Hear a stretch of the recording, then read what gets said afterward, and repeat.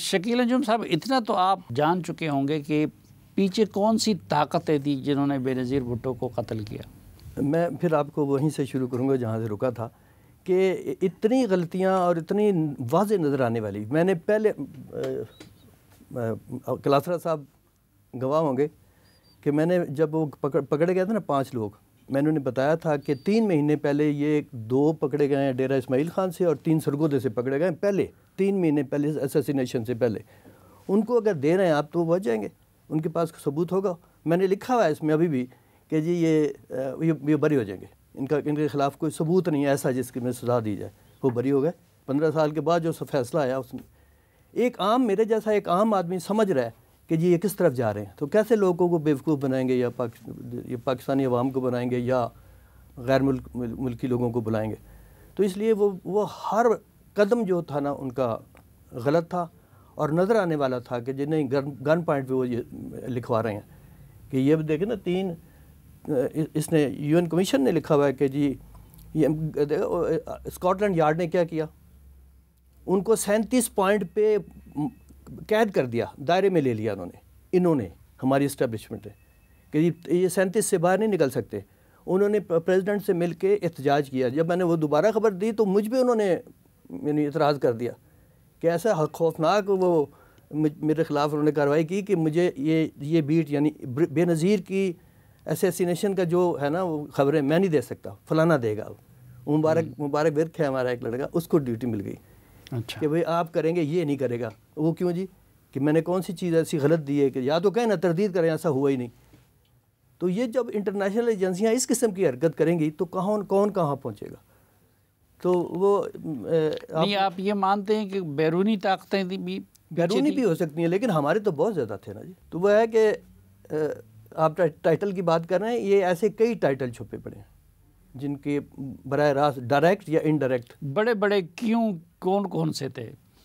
Establishment तो थी ना जी। रहमान मलिक का यह है कि उन्होंने अपना नाम इवन उसमें शामिल नहीं किया कि जिनसे बयान लेना था। एक परफार्मा था जो फिल करना था सिर्फ, उसमें हर शख्स यानी वो हम भी वज़रा भी शामिल थे उस वक्त, साबिक़ वज़रा बड़े लीडर थे, और इन्होंने अपना नाम नहीं शामिल किया, डिलीट करा दिया। क्यों? यह है ना सवाल कि भाई आप ऐसी कौन सी चीज़ है, हर बंदा करा रहा है, नाहिद खान या बाकी जो मौजूद जो हमारे जो भी थे, बाबर अवान था, बाकी जो भी लोग थे, उन्हें सब शामिल थे, सबने लिख के दिया अपना पॉइंट ऑफ व्यू। इन्होंने क्यों अपना नाम कटवाया? ऐसे बेशुमार चीज़ें जो जिसकी बुनियाद पे, शक की बुनियाद पे इन्हें सज़ा हो सकती है, इन्हें शामिल तफ्तीश कर सकते थे उसके बाद, क्योंकि ये मोहरा किसी और के थे जिन तक हाथ नहीं पहुंच सकता हमारा। रूप कलास साहब, आप क्या समझते हैं कि किन किन लोगों का या किन किन इदारों का किरदार मशकूक रहा है इस हवाले से? बड़ा अहम सवाल है, इसको थोड़ा सा मैं ईजी कर देता हूँ। मैं 2 किताबें बड़ी अहम हैं। शकील साहब की तो बहुत एक बेसिक बुक है, बहुत पहले इन्होंने लिखी थी, बड़ी आला किताब है, दोस्त पब्लिशर ने छापी थी, बड़ी मेहनत की इन्होंने इस पर। 2 किताबें हैं सर जो इंतहाई क्रेडिबल लोगों की लिखी हुई हैं। हम चले उनको कंसल्ट कर लेते हैं कि वो क्या कहते हैं।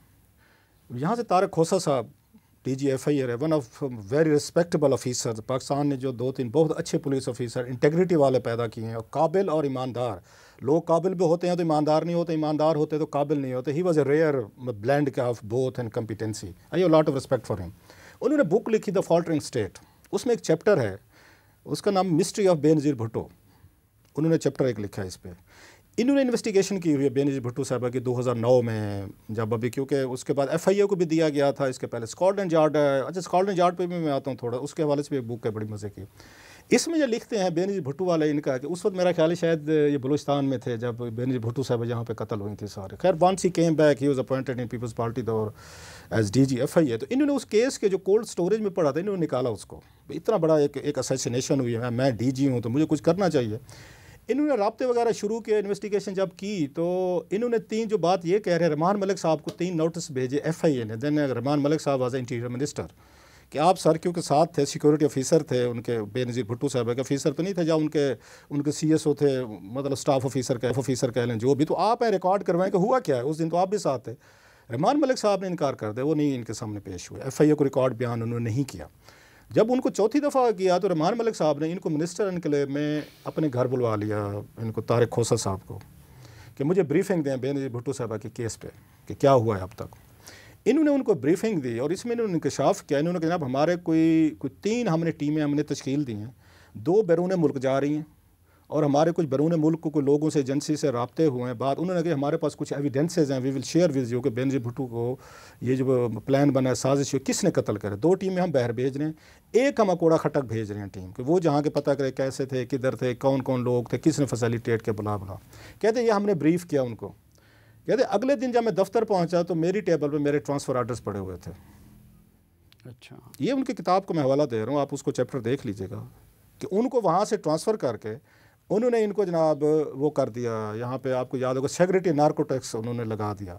सो वहाँ से ट्रांसफ़र हो गए ये। अब इसके बाद आप खुद ही अंदाज़े लगा सकते हैं कि जनाब जो बंदा ये और वो कहते हैं कि हम बड़े करीब पहुँच चुके थे। ये तारिक खोसर साहब के अल्फाज हैं कि हम बड़े करीब पहुँच चुके थे बेनज़ीर भुट्टो साहबा की मिस्ट्री जो है, ये साजिश थी जो भी थी, इसको पीछे एक्सप्लोर करने के लिए। एक मेरा ख्याल दुबई उन्होंने टीम भेजनी थी, दूसरे का मुझे याद नहीं आ रहा कि उन्होंने किसका लिखा था, लेकिन ये अगर ये ममालिक थे जिन्होंने किया था। बल्कि आपको याद होगा हामिद कारज़ई साहब जो हैं, जब उनकी बेनज़ीर भुट्टो साहबा से एक दिन पहले मुलाकात हुई थी या उसी दिन ही हुई थी, सुबह को मेरा ख्याल उसी दिन हुई थी, उन्होंने भी इनको वार्न किया था कि कुछ हमारे पास भी कोई इतलात हैं कि आप पे अटैक हो सकता है। बल्कि आपको याद हो हामिद मीर साहब ने इस बात का इंकशाफ किया था अपने कॉलम्स में कि उस वक्त के जो DGIS थे नदीम ताज साहब, वो बेनज़ीर भुट्टो साहब से जाके उनके F8 के घर में मिले थे कि मैम आप अभी लियाकत बाग ना जाएं, आप पे अटैक का ख़तरा है। अब उनको ISI भी वार्न कर रही है कि उनके पास भी तो इन्फॉर्मेशन हो कि मैं ये ज़्यादा समझता हूँ। अच्छा, बेनज़ीर भुट्टो समझिए कि शायद मुझे डराने की कोशिश कर रहे हैं, मुझे इन्होंने जनरल मुशर्रफ को इनको भेजा होगा कि मैं ना जाऊँ, उन्होंने ये समझा होगा। अब एक और किताब है, यहाँ पर रुक जाते हैं। अगली जो है वाजिद उनकी शम्सुल हसन साहब की बुक है, very close to Benazir Bhutto साहब, हम सबको पता है। उन्होंने जो इंकशाफात किए वो मज़ीद बड़े खौफनाक हैं। उन्होंने लिखा अपनी डेथ से पहले लिखी, जो बाद में छपी उनकी किताब, वो ये कहते हैं कि जब स्कॉटलैंड यार्ड की फाइंडिंग गई, जिसके जैसे शकील साहब कह रहे थे कि एक ही काम था कि बेनज़ीर भुट्टो साहबा को कत्ल कैसे किया गया, नॉट हु मतलब किल्ड हर, ये नहीं था उनका मैंडेट। जो उन्होंने बाद में स्कॉटलैंड यार्ड निकालेंगे, स्कॉटलैंड यार्ड को इनकार कर देना चाहिए। तो भाई साहब हमने आपको आके क्या बताना है। 3 चीज़ें थी कि बेनज़ीर भुट्टो जो हैं वो बम ब्लास्ट से कत्ल हुई हैं, वो जनाब ये पिस्तौल से कत्ल हुई हैं या लीवर से कत्ल हुई। भाई ये कौन सी वही वाली बात शकील साहब कह रहे थे, कौन सी फाइंडिंग है भाई हो गई हैं बेचारी, शी हैज़ बीन असैसिनेटेड। अब हर कोई ये जानना चाहता है कि इनको कत्ल किसने किया है। स्कॉटलैंड यार्ड को लाने का बुलाने का क्या फ़ायदा था। इवन अगर देखा UN को क्या फ़ायदा था अगर आप कातिल की आइडेंटिफिकेशन नहीं कर सकते। वो ये लिखते हैं जब ये रिपोर्ट है स्कॉटलैंड यार्ड की, तो उनको BBC या स्काई वालों ने उस पर लिया, अपने शो में लिया। इन्होंने उनकी फाइंडिंग की ऐसी तैसी करके रख दी वाजिद साहब ने कि ये तो सारा फ्रॉड है, ये तो सारी वो है, मैं तो इसको मानता नहीं, मैं ये कैसी वो हैं। इतनी देर में पीपल्स पार्टी की हुकूमत आ चुकी थी यहाँ पे, ये ज़हन में रखिएगा। जरदारी साहब भी थे, रहमान मलिक साहब वज़ीर दाखिला, सारे कोई थे। वो कहते हैं जो स्काई पे मेरा प्रोग्राम ख़त्म हुआ और मैंने उसका पोस्टमार्टम किया, रिपोर्ट को रिजेक्ट किया उसको एज ए क्लोज़ उनके दोस्त के साथी के तौर पर, कहते मुझे रहमान मलिक साहब की कॉल आ गई। उन्होंने कहा मुझे वाजिद साहब ये आप क्या कर रहे हैं, ये कह आपने ये नहीं कहना, रिजेक्ट नहीं करनी रिपोर्ट, बस जैसे है तैसे हमने इसको एक्सेप्ट करना है। कहते मैंने उनको वो किया, मैं क्यों करूं, हमारी साथी थी, हमारी मेंटोर थी, हमारी पार्टी का बॉस थी, एसिड थी, हम इस रिपोर्ट को कैसे मान लें। मैं ज़ाती वो समझता हूँ विदाल दे यार उनके रूहों को अल्लाह उनको सलामत मतलब है उनको बख्शीश करे। साहब की रहमान मलिक साहब की भी अब वो इस दुनिया में नहीं रहे, इवन अगर वाजिद साहब नहीं रहे, बेनज़ीर भुट्टो साहब अल्लाह इन तमाम लोगों को जन्नत में आला दर्जात उनको दे। एज ए मुस्लिम हमें ये दुआ करनी चाहिए।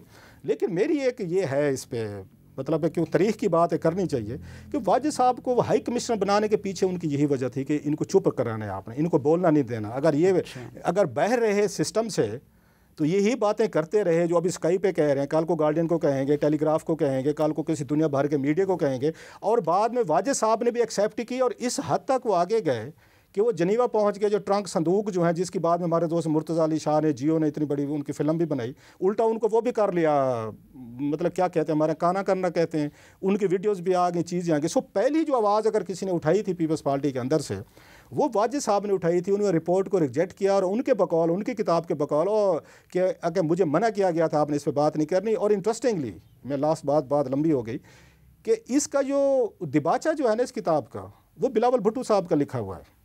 मैंने ना उस पर कॉमेंट किया, बाद में कॉलम लिखा है शायद वील आ गया, मैं कि बिलावल भुट्टो साहब ने किताब पढ़ी है पूरी, या उनको एक लिख के दे दिया गया कि सर ये हम आपके नाम से छाप रहे हैं, इजी टॉक उन्होंने साइन कर दिए। मेरा ये ख्याल है, अभी भी मैं कह रहा हूँ, बिलावल भुट्टो साहब वाजिद साहब की अगर वो किताब पढ़ें, वो कभी भी ये दिबाचा ना लिखते जो उन्होंने एंडोर्स किया है कि वाजिद साहब ने ये अच्छा लिखा, वो लिखा, फलां लिखा। वाजिद साहब तो चार्जशीट कर रहे हैं, नाम दे के बता रहे हैं कि मुझे किस किस बंदे ने रोकने की कोशिश की है कि आपने बात नहीं करनी, बोलना नहीं है, फलां नहीं करना, और बाद में उनको हाई कमिश्नर बनाया गया ताकि ये वो खामोश रहें।